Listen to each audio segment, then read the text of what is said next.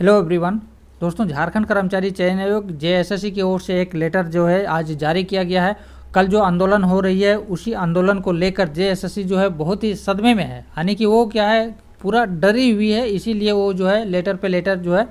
JSSC की ओर से जारी हो रही है। अभी जो 30 तारीख कल जो 30 सितंबर को जो 5-6 कैंडिडेट जिन्होंने एविडेंस को सौंपे हैं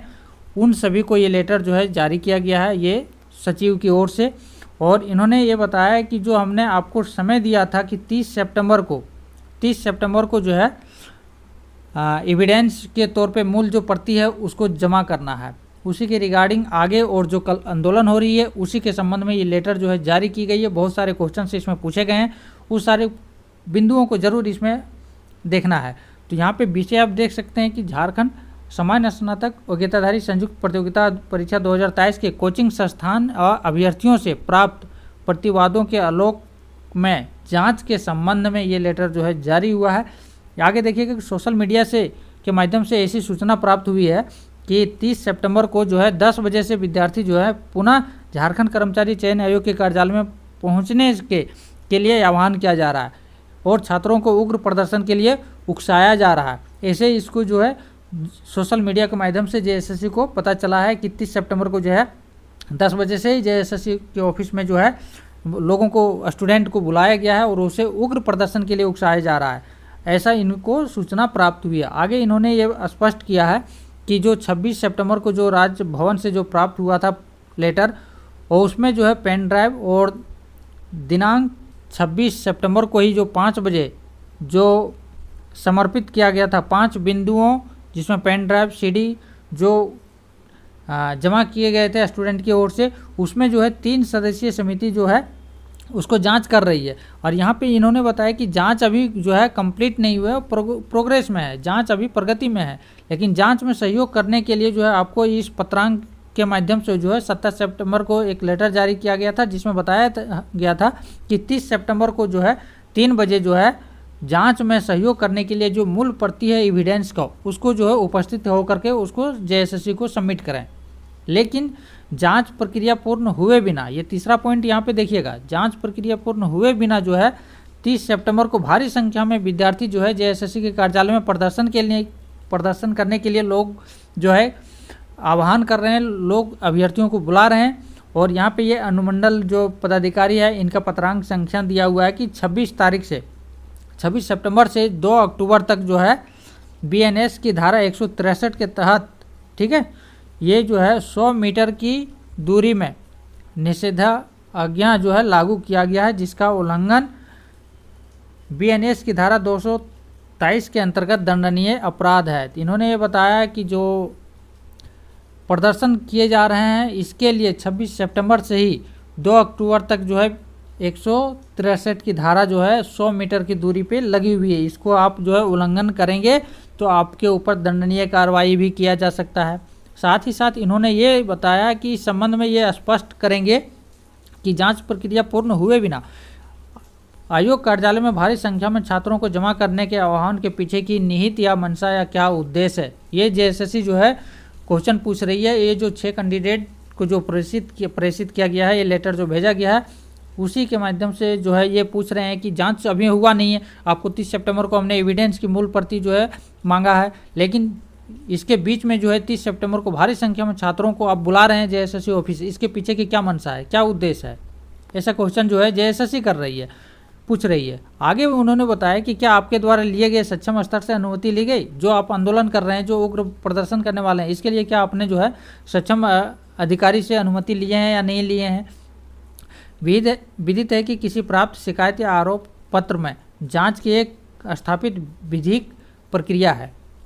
क्या आपका यह कृत्य तथ्य से ध्यान भटकाते हुए भीड़ इकट्ठा कर जांच को प्रभावित करने के लिए किया जा रहा है। तीसरा प्रश्न है। चौथा प्रश्न बोल रहे हैं कि यदि आपके द्वारा इस कृत्य से अगर विधि व्यवस्था अगर भंग होती है या कार्यालय में जो कर्मी जो कार्य कर रहे हैं उसको भीड़ से अगर किसी तरह से भीड़ की वजह से अगर नुकसान होता है तो इसे क्यों नहीं अवैध मानते हुए आप पर जवाबदेही सुनिश्चित की जाएगी। जो विधि व्यवस्था भंग होगी, कार्यालय में जो एम्प्लॉय वर्कर हैं जो काम कर रहे हैं, अगर उनको नुकसान होता है तो आपके ऊपर ये जवाबदेही होगी, ये जेएसएससी बोल रही है। आगे इन्होंने 5वां पॉइंट पे लिखा है कि 26 सितंबर को आप सबों द्वारा छात्रों की भारी भीड़ जो है आयोग के कार्यालय में के समक्ष जो है जमा हुआ था और माइक से उसे उकसाया गया था। पुलिसकर्मियों की तत्परता और संवेदनशील के कारण कोई जो है दुर्भाग्यवश कोई घटना नहीं घटी है, लेकिन इस प्रकार के प्रदर्शन के लिए क्या आपने सक्षम स्तर से अनुमति लिया है या नहीं, ये इन्होंने बताया क्या कि कल जो आंदोलन हो रही है 30 को, इसके लिए क्या आपने सक्षम स्तर से क्या इसकी अनुमति आपने लिया है या नहीं लिया है। आगे जो पॉइंट इन्होंने बताया है कि 6 नंबर का पॉइंट जो आपके क्वेश्चन किया जा रहा है कि 22 सितंबर को 1 बजे तक दोनों मेरिट वाले पत्रों की परीक्षा संपन्न हो चुकी थी और आपके द्वारा जो है 26 सितंबर को 5 बजे परिवाद पत्र समर्पित किया गया था। अर्थात 5 दिनों में आपके द्वारा सच एकत्रित करके कार्यालय को उपलब्ध कराया गया है, लेकिन आपके द्वारा जांच के लिए 5 दिन ना देकर पुनः छात्रों को उकसाकर 30 सितंबर को जो है आयोग के कार्यालय में एकत्रित किया जा रहा है, जबकि 30 सितंबर को आप 3 बजे जो है कार्यालय में उपस्थित होकर जांच में सहयोग करने के लिए निर्देश आपको दिया गया है। तो ये जेएसएससी कर रहे हैं कि 22 सितंबर को एग्जाम तो 1:30 बजे तक दोनों मेरिट वाले पत्रों की परीक्षा संपन्न हो गई थी। आपने जो है 26 सितंबर को जो है परिवाद पत्र समर्पित किया गया है और आप जो है 5 दिन के बाद आपने जो है एविडेंस दिया है और इस जांच के प्रक्रिया में आप 5 दिन ना दे करके पुनः जो है अब 30 सितंबर को ही आप आंदोलन कर रहे हैं, जबकि 30 सितंबर को आपको समय दिया गया है कि 3 बजे जो है आप अपने आयोग के कार्यालय में उपस्थित होकर के जो भी एविडेंस का जो ओरिजिनल कॉपी है उसको आपको देना है, लेकिन आप ऐसा ना करके जो है आंदोलन कर रहे हैं, लोगों को भड़का रहे हैं। इससे जेएसएससी पूरी तरह से डरी हुई है। अब यहाँ से आगे इन्होंने जो इम्पोर्टेंट पॉइंट है इसको आप जरूर ध्यान दीजिएगा। 7वां नंबर पे प्रश्न पत्र लीकेज के सत्यापन हुए बिना, यहाँ पे ध्यान दीजिएगा, प्रश्न पत्र लीकेज के सत्यापन हुए बिना परीक्षा रद्द करा कर रहेंगे। यहाँ पे देखिएगा, परीक्षा रद्द करा कर रहेंगे तथा जेएसएससी